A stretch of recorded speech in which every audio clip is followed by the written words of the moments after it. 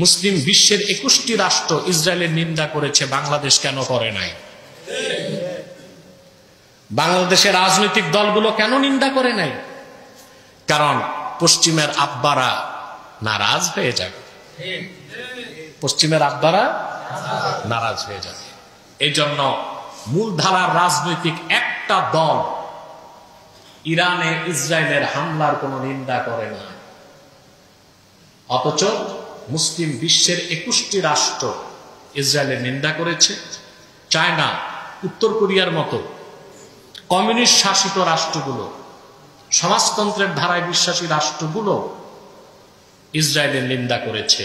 কিন্তু দ্বিতীয় বৃহত্তম মুসলিম রাষ্ট্রের দাবিদার আমরা এখনো রাষ্ট্রীয়ভাবে নিন্দা করতে পারি না, কারণ আমরা তো আগেই তাদেরকে তৈলমর্দন করে তাদের কাছে ধর্ণা দিয়ে ফেলেছি।